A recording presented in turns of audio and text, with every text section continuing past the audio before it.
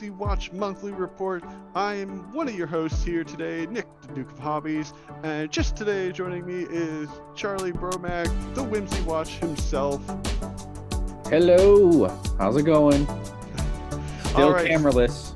Still cameraless. We're gonna get still hiding this beautiful face. I'm telling you, you jump on the VTuber train here with like a Whimsy. I think it'll be perfect. Or you can like get a digital version of yourself from like the Pokemon world. That could actually be kind of cool too. I have no idea how VTubing works, but it sounds like it'd be a great idea. I think you gotta look into it. All right. Well, before we dive into that kind of stuff more, so this is our February monthly report. We know this is kind of a weird one. We want to preface this in this case because soon it is March already, which of course we wait until after the month is done over so we can analyze this data.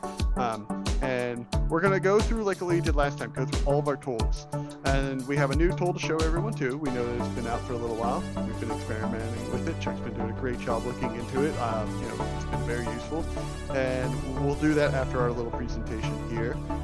But again, this is an interesting snapshot to pretty much end the Vivid Voltage era. Battle Styles is coming out, so this is going to greatly change here.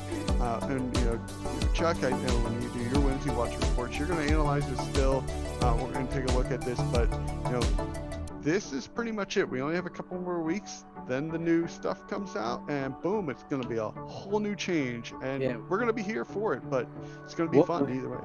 Yeah, what we're basically looking at with February is the end of what is Team Up to Vivid Voltage.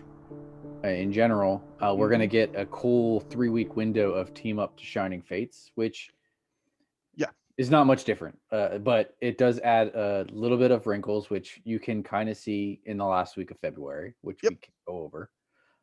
So March will be fun to look at that, and then Battle Styles is going to shake things up, I think.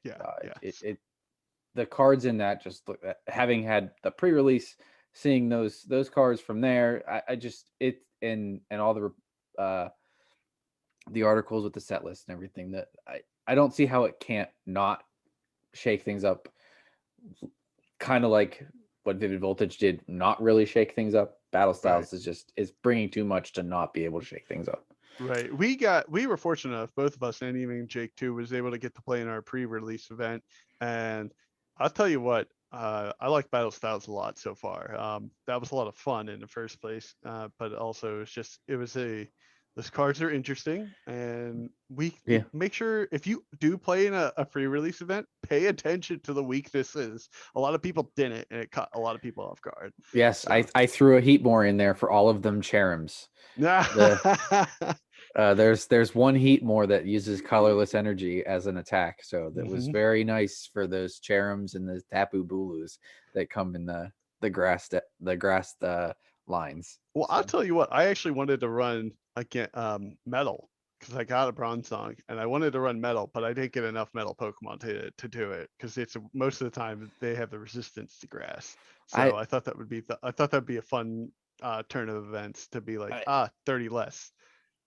Yeah, I mean, I got lucky and got Urshifu, the Rapid Strike Urshifu VMAX in my kit, but you got the VMAX version. I got the VMAX. I got no V, but when I pulled the V, I pulled the VMAX in I think it was my first pack. So the rest of the packs, I was like, give me a mustard stance, give me a mustard, so I could try and figure out a way to work this card in. Oh, so frustrating. But no luck, so I didn't get to play with that. But I didn't get to use any Rapid Strike or Single Strike cards, really, like any of the real stance cards. I just went all in on Cherim, and I got lucked into a Cricket Tune, and you can draw crazy if you want to with those Crobats, Cricket Tune.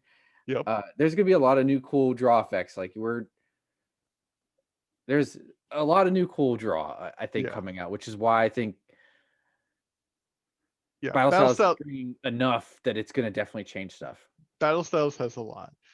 But I'll be going into more depth in the podcast episode for that. But we're going to get back to the monthly report here, and we'll start off with our first set of data here, which is this. So as we're going to cover the total number of players each week.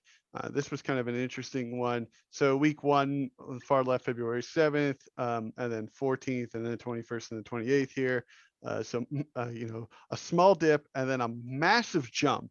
Now, part of that massive jump is partially due to the number of tournaments available, but also the 19th was the official release date in the US for Shiny Fates. So 2 days later, you had a couple more days worth of data. And I think what Chuck, I believe you said that there was a couple Yeah, extra events that happened at. there was there was more events the last 2 weeks than there were the first 2 weeks Yeah. in per week, and there were more events just that weekend of the 21st that Shining Fates released. I know Limitless held a special like Shining Fates Yep. release event on the weekend, Yep. so that's gonna bump player totals, especially since Limitless draws some of the biggest crowds too. Yep. So Yep. Yep. Yeah. And, I mean, I think the other thing too is we're also getting that we were getting the tail end of. I can actually use the new tool, laser pointer. The tail end of Players Cup 3 around this time too.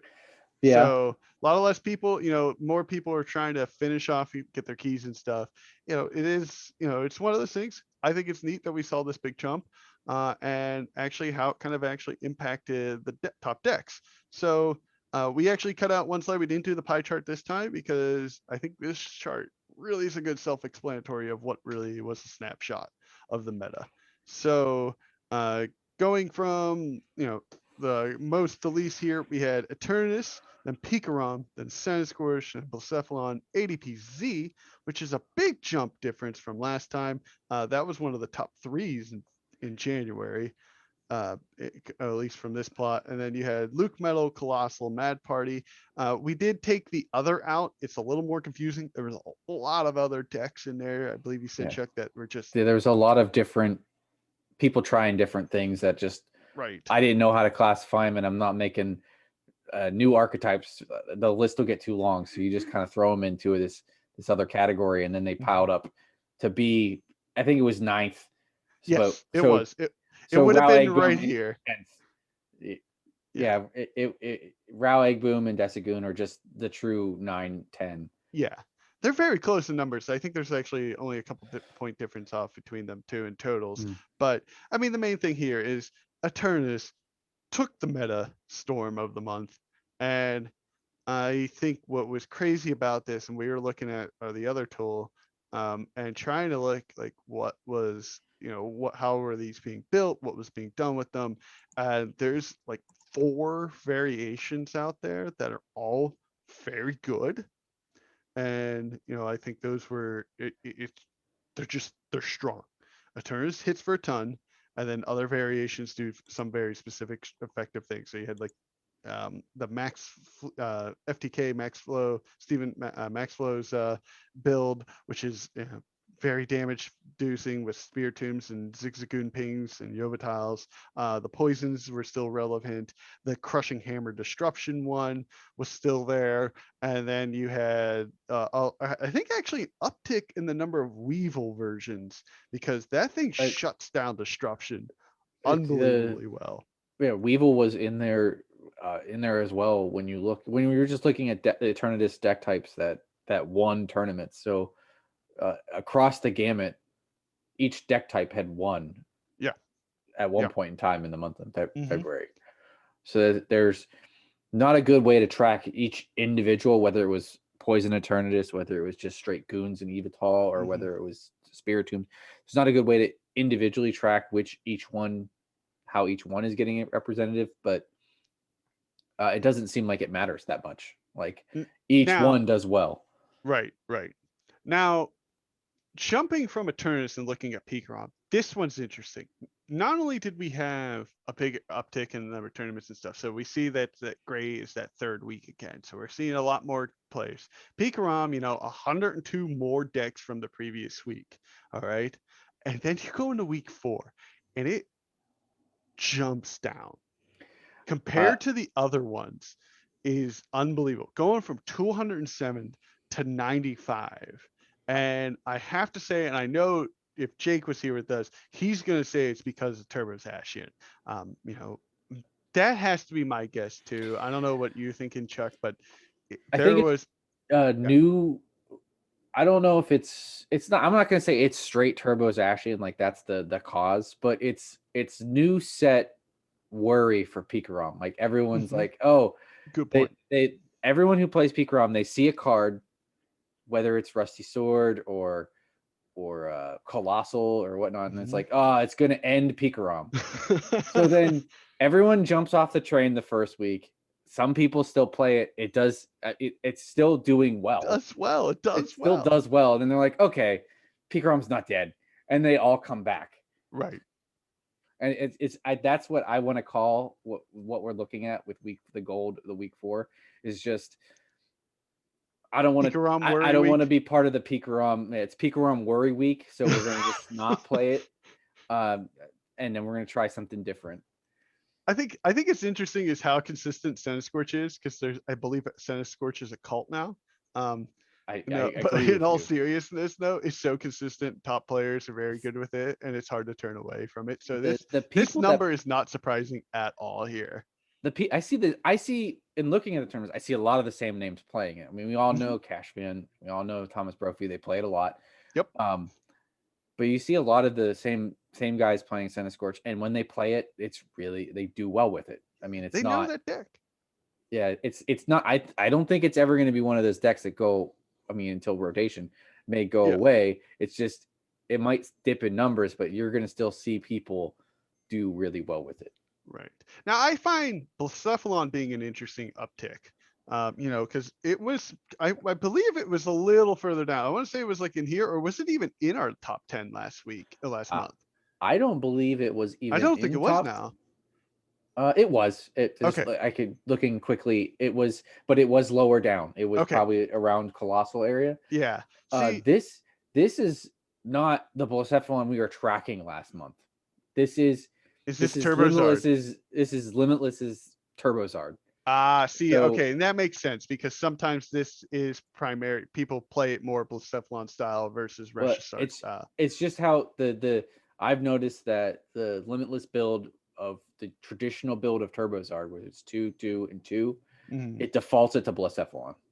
That makes sense. It is completely understandable, and I'm glad you looked into that too because that is an interesting mix. You know, Limitless has this really neat way of aggregating and figuring out how they categorize stuff. So that decision there does impact it. So really, this is an asterisk Blacephalon. This is fire. This is just Eh, pure fire uh, teams. it's non-Scorch fire. Like Right, it's right. Nonsense Scorch Fire. And here's the interesting thing, but they're next to each other.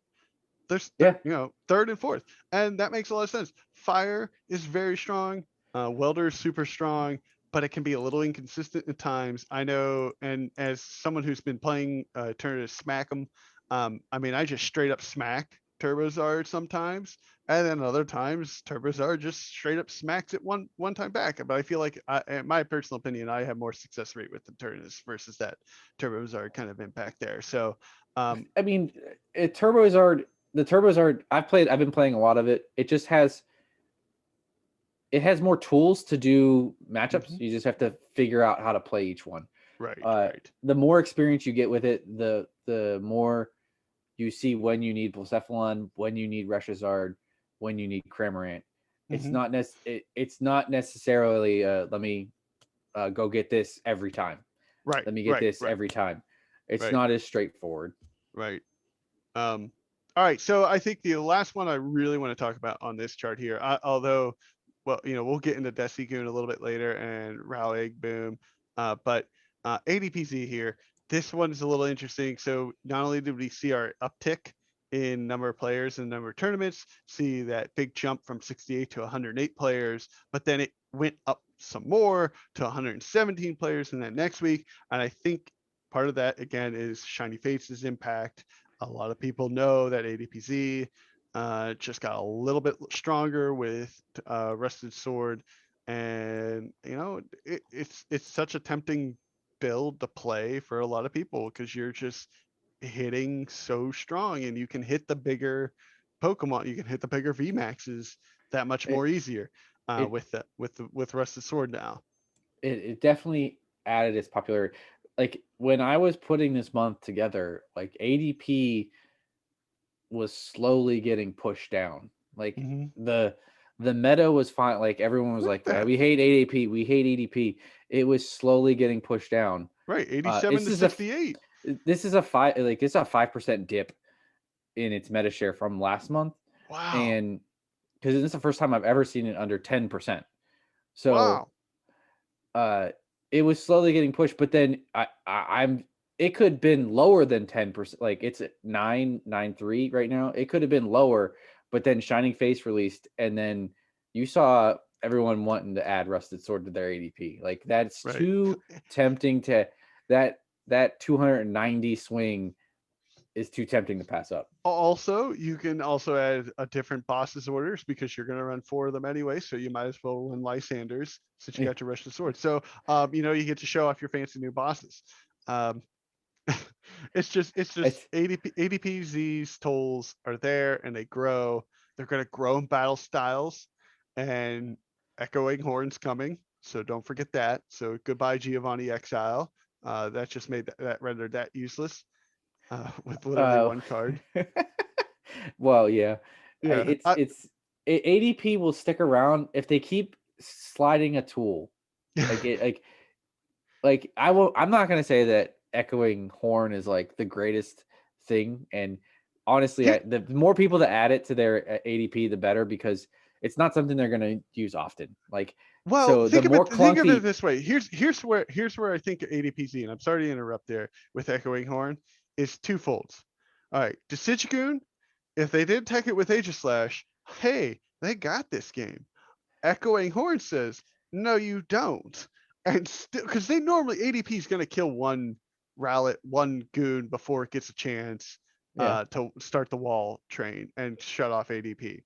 Uh, but with Echoing Horn, if something's in that discard pile, if 2 things are in that discard pile, you could just that could be game. So that's just 4 more prizes real quick. It could be the Crobat that they already smashed once and then something else. That's why, and I think that's going to have a bigger impact in expanded. Again, we're going to see the rotation pretty quickly after that. So again, instead of putting a whole nother Pokemon in the deck, you just put an item that doesn't take up a bench spot, that allows you to still run double Mawile. It just allows you to do these other things that ADP really wants to do, which is gobble up what it wants to gobble up. Yeah. That's my only thoughts on that one. And I agree with you. It is a good play to you, like if you can use the Echoing Horn, but like as if Pokemon Company and guys that make cards just keep giving a tool, ADP will just keep ebbing and flowing with the meta. Yep. But the more cards they give it that are just like things they want to add to the deck, keep making it clunkier so that it can't alter creation on turn 1. It just keeps getting not the cards at once. Gets Yeah, I mean, Echoing you Horns, you, gets you those Rusty basically, Swords, but yeah.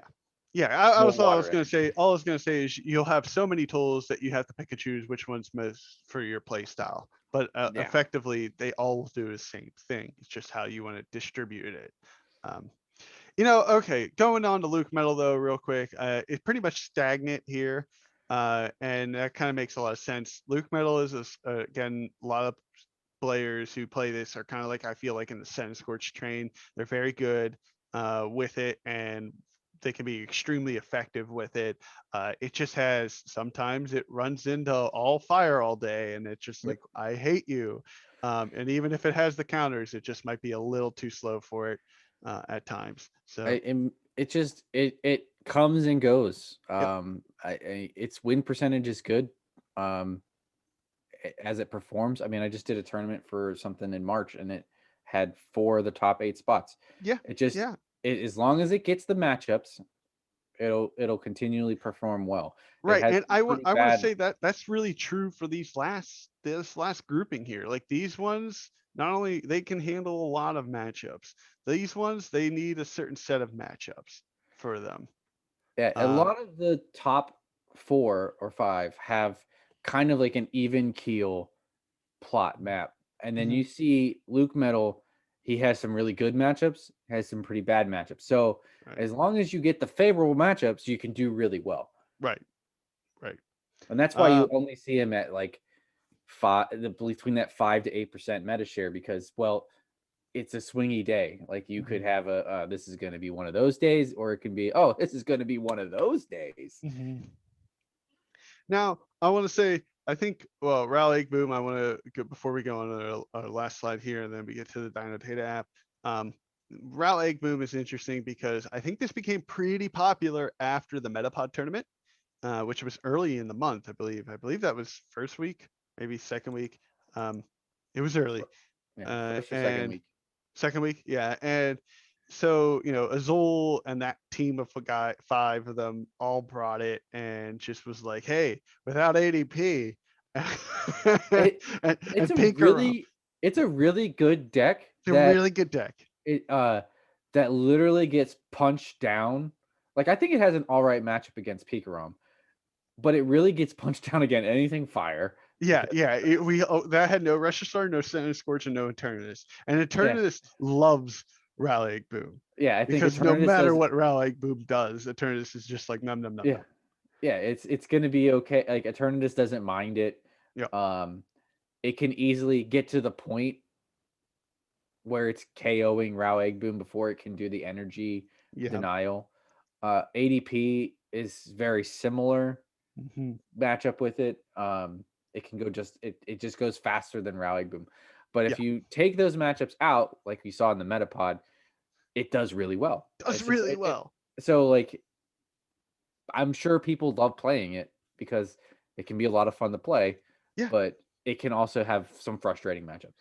I also think the other thing is a lot of people might be thinking forward thinking too.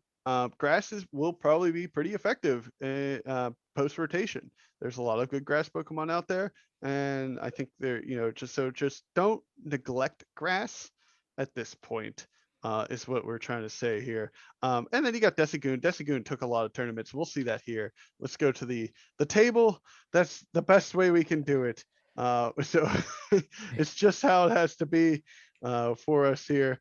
But yeah, so this is our top 10 decks kind of broken down into their data. 680 total, 2 players playing Eternatus, all the way down to, oh yeah, it was a tie, 93 between the Disagoon and Egg album. So it's basically the same. This number here, a little surprising here with that. Well, I guess this was right before. Well, shouldn't this actually have like a 1%? I was thinking that because it won Chill Series.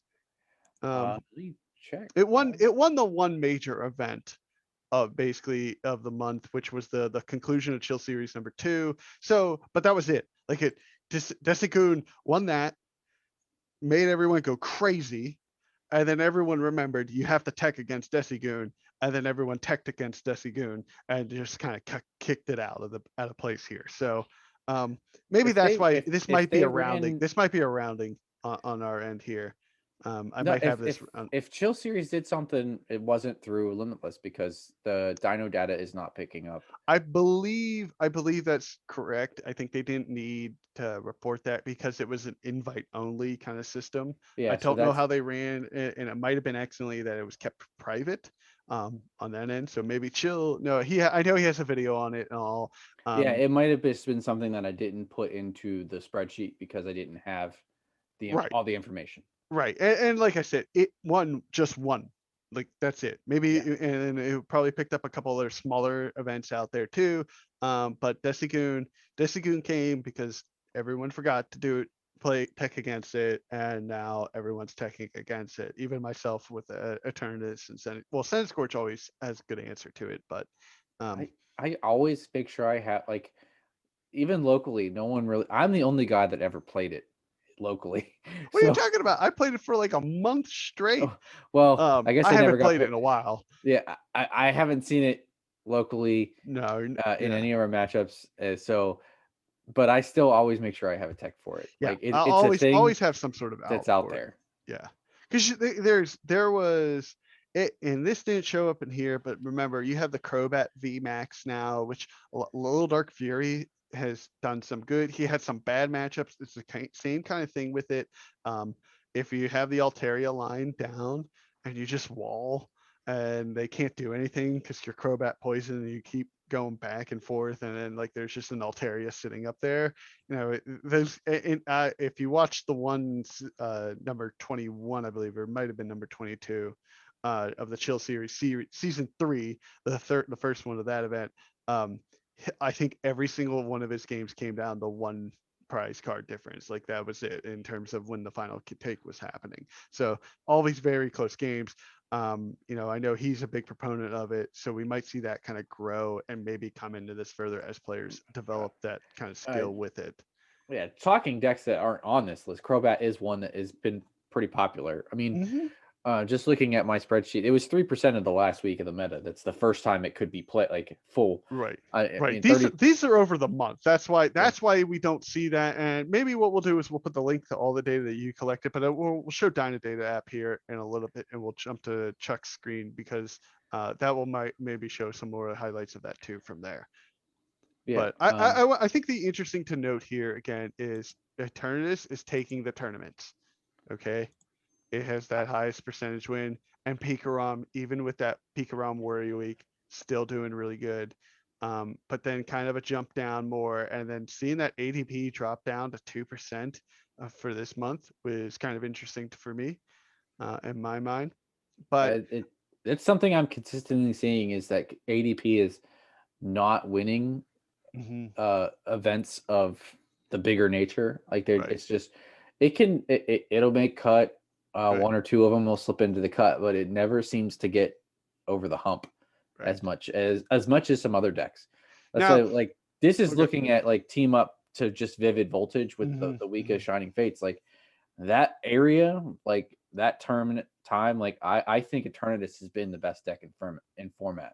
Yeah. That I mean, it consistently has a high cut percentage. When we're saying top cut percentage, if it's a top 4, one of the 4 is going to be an Eternatus. It's consistently getting itself into cuts, and it's doing a really good job at winning them. You have a Pikarom has a very valid argument. Actually, too, I was highlighting the wrong thing here. What Chuck is saying here is this column right here, which is really interesting. So again, cut rate for us is how many times it makes the cut out of all of it participates in, but top cut percentage is basically the likelihood of you running into it at a tournament, if you take a look at it that way. So for Eternatus, they're pretty much a quarter of the time, close to a quarter of the time, you're going to run into an Eternatus in the top cut, which is just, that's an unbelievable stat on its own. And over a quarter of the time, Eternatus is going to win the tournament. And over a quarter of the time, it's going to win it. We highlighted earlier, there's really 4 variants out there right now, and they all have really good tools at just, Eternatus doing what Eternatus does, but then it has the support based on the flavor of the player. So, some people run the Weevil version with Umbreon and Darkrai to kind of like counter hammers. Then you have the Disruption, and then you have the Poison, and then you have just the straight smacking version that I like to call it, with the Yovatiles and the Spiritombs, which I personally like the most right now. I've been having a blast with that. It's not that it's just straightforward. Actually, I like it because I have a good matchup against Mad Party with it. That's part of my reason. Because every time I run into Mad Party or Desigoons, that's my best chance against it. Well, that's Eternatus' best matchup. Oh, I know. It's just num. You're just. I mean, they're gonna pretty much try to 2-shot you already. But I with the Goons and Spiritomb and Yovatile hits for 30. And then if you ping the Bundle Bay, that's 40. But then he also hits for 30, which is weakness to Poltergeist, which is 60, which knocks that out. So yes, you might use your Yovatile, but then you just build up Spiritomb, and then it comes and smacks whatever, and you have this big trade-off. And then it repeats because if you just have the Eternatus down, then you never have to go to VMAX. It's just, I don't know. Either way, it's not about how I play it. It's not about what we're seeing. The numbers don't lie. Eternatus is good. It is winning. It wins a lot. And Pikarom is still there, right below it. It has Pikarom has an argument as well to be the best deck. It's just when I look at numbers, Eternatus sits just above it. Right. So right. And then let's look at the win rate percentage, because you can't not look at this. It's still 50-50 matchup most of the time, though, which is the crazy part. And again, this impacts how the top players. This is average, so this is everyone being involved. So the whole community other than I think Colossal seen a That's decrease. that's where Um, it sits. Like that's why I yeah, don't. That's why Colossal just can't. I think it's a good deck. It just doesn't get over the hump because yeah, it doesn't have the positive side win rate. Like right. you And play it I overhaul. yeah, and what like Luke Metal is one of its bigger barriers in my mind. I don't think I've ever beaten Luke Metal with a Colossal, and that's just because it's two walls, but Luke Metal's the better wall. Um, Yeah. yeah, yeah, I like this day a lot, and again, we'll have this is here. But what we can do is even share all this data again in the show notes below. But let's go and show you this really cool new tool that has come out from Limitless themselves. So I'm gonna stop sharing my screen. It's gonna jump to us, then back to Chuck's screen here. So Chuck, if you don't mind, switch to your screen. We're getting there. Good. Here it All right. is. We are All sharing right. my screen. Yep. So this is the cool new heat map. I Yep. love this. I love this deck. And I love this. this is based off of the whole month and the top 10 decks we have that we just were going over. The heat map for the top 10 over the whole Right, month. right. So basically, again, to summarize, that middle line of the 50-50 is they're assuming, when one wins, the other one loses. It's an assumed 50-50. It makes perfect sense.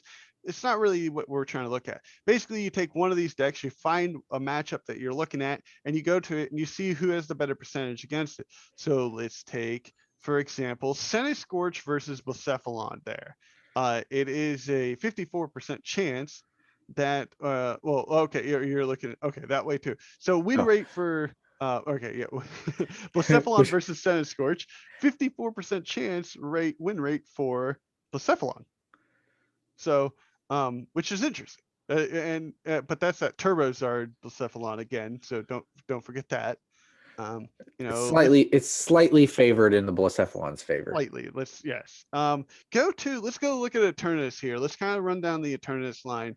Actually, let's look at some of the major blues here. I want to look at and so this is how you read this heat map. If So it's cooler, it's winning more, which should be backwards, but that's just my personal preference. this is Uh, Zacian the Luke Metal versus Colossal is the highest right. in your favor that we see. Right. And that makes sense. Like we said, wall versus wall, but the better wall is Luke Metal. Makes perfect sense.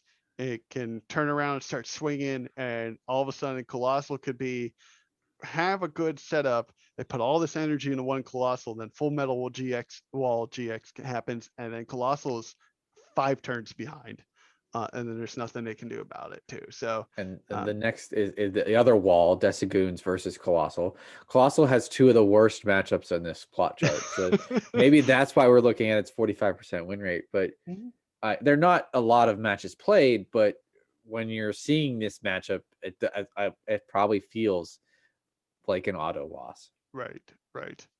Uh, I think an interesting one here is if we go from to the 80 with Senate Scorch versus Decidueye Obscure. And again, this is how you read this: is Senate Scorch has a good outlet with a Volcania against Decidueye Obscure. It's just super solid there. So Yep. makes perfect sense here. Again, this data kind of is highlighting what you collected, Chuck. It just kind of really shows who's winning what. But let's go down Eternus though. I think looking at Eternus, if we look at Eternus there, the win percentages for its column, because again, it was the most winning tournament deck. How did its favor? Well, it's slightly beaten Blacephalon and its matchups against slightly beaten Sender Scorch, but then it faces Colossal, and this is where Colossal was supposed to shine, and it does with that 31.9% win rate against or against Colossal for Eternus. So it's a hard win, but where Colossal is like, yes, I'm relevant. Yeah. Uh, That is the weakness from Colossal. It gives it its one positive I got to wait. No, no one has peak one. rod. I jumped down. Yeah, but yeah, and then I think Mad Party 67.3%. Again for Eternatus, and then the other one is Luke Metal is a really is a tough matchup for it. But I think players are finding a better answer for Eternus against Luke Metal. So Luke Metal, I wouldn't be surprised. I'm interested in seeing how that number changes there too. So, And this is what we were talking about a little bit earlier. If you're looking at the Luke Metal matchups, they're a little bit more swingy when we were talking yes, about Luke Metal in the last graphic. Like that has 3 really good matchups against Colossal, Desegoons, and Eternatus, but that's not all of them. I mean, Eternatus is a lot of it. So then when you right, look at the other parts, it has bad or worse matchups against Bullcephalon and Senescorch and ADP and Mad Party, and it's kind of like a 50-50 against Pikarom. So right. that's where you get that. It probably is never going to be a lot because its matchups are too swingy. Right, right. And like for Pikarom has a few outs with it with Raichu, and if hammers are hitting, that could really shut that down. And Zamazenta doesn't help against Pikarom. So that's Yeah. a big oof for it. Mad Party makes perfect sense that it's more favorable for Mad Party.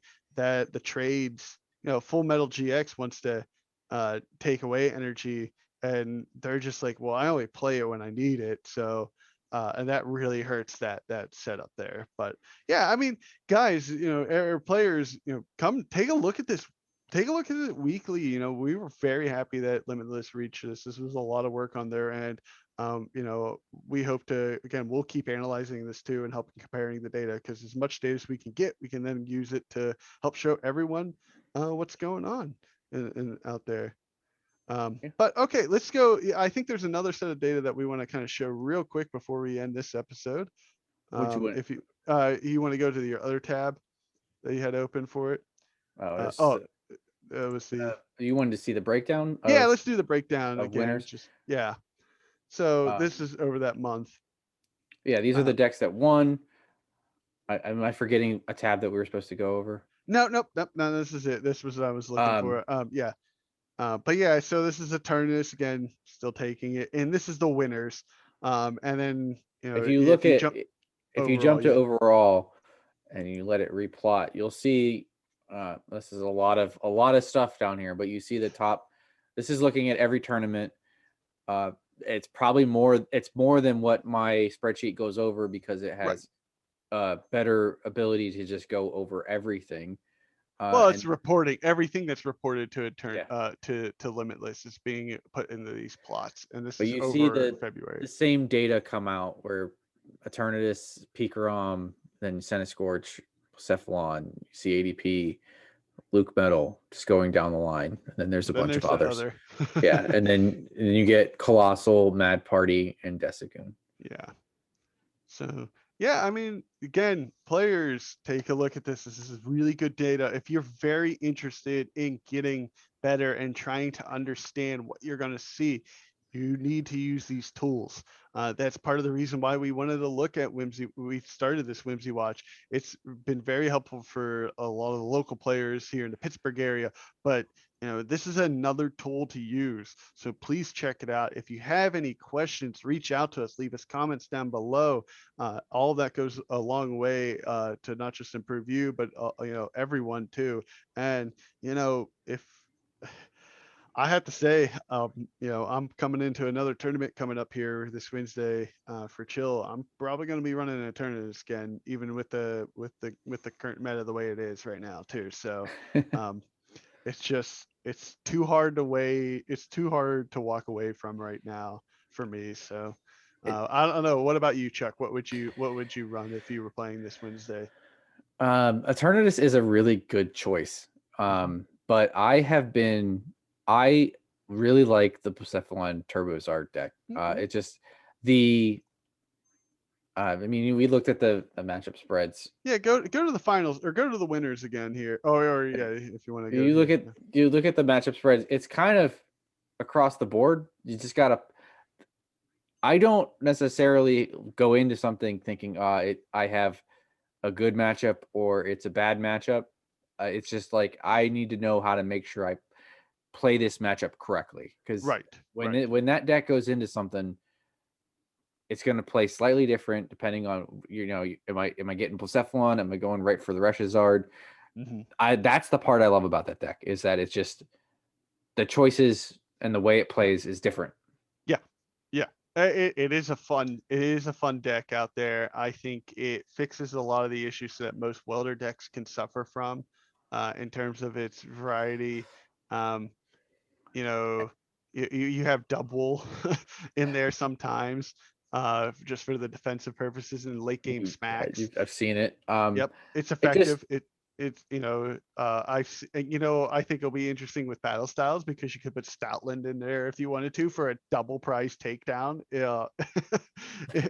for that last little hit too. But I think we'll see that more with ADP. Um, I am interested in seeing how Blacephalon Reshazard kind of builds post with battle styles. So. Yeah. There's a lot of different. I mean, battle styles. Going back to battle styles, there's going to be a lot of different changes. I mean, I'm surprised. I'll be not surprised. I'm excited to see what changes up here because I mean, I am sure we're going to have two different Urshifus sitting in this chart as popularity. That's a good point. That's a very good point. I don't know what spots they're going to take, but there's also a bunch of different things that might pop up. I mean, I think the things to pay attention to coming this month is what happens to Pikarom, what happens with ADP, obviously what's going to happen with Eternatus, and then where do the Urshifus fit into this mix?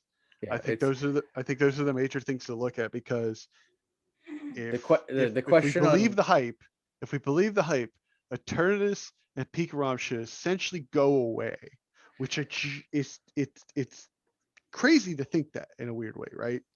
It's crazy to think that. I don't think Pikarom might suffer a little bit more because other decks might have now a better matchup against it that aren't going to be named Urshifu. Urshifu is going to put a dent in Eternatus, though. Like I don't think it has to. I also don't think it's going to make it go away because I mean, Eternatus can play the game too. Yeah, it can get set up and it can take out an Urshifu that doesn't get set up right away. So, right. I mean, in a perfect world, Urshifu might win that matchup every game or might be favored, but we obviously don't ever play in a perfect world every time. So right. All right. Well, I think that's going to do it for us today. Chuck, did you have any last things to add to the monthly report for February? No. I wanted to give a shout out to one guy that decided to play the X-Girl Handlock deck in a Limitless that it was like the only time it was played. He made top cut with it. Cheeky meta play there. Good job. Nice. Yeah. And especially to give a shout out to also those Dusty Game players who early on teched it and thought very well when to bring that to the tournament. I want to say you know what? I did have one other thing to add. Kyogre, amazing rare. I'm loving it. So I don't look out for that in March. I don't think it will break top 10. I will say the last week everybody was on Evital train. They were like, I'm going to take automatic knockouts, but it's probably a little harder than Kyogre. Yeah. Because that's picking up this week. Yeah. So, I think a lot of people made it popular and it saw a lot of success. So, there's a very good chance that it could just be all over the place for at least a week. And you know where we're going to find that data? In this week's Whimsey Watch. Yeah. All right. Thanks again, everyone, for joining us. And if you like this video, please give it a thumbs up. And leave us a comment down below of what you guys are also interested in too. And if you could, please hit subscribe. It goes a long way. Again, we're trying to get to the 50 subscriber marker at this time. So hopefully we can get to that and push to 50. Yeah, let's get the push to 50. So let's break the 50% line for us. But all right, we'll see you next time. Have a good one.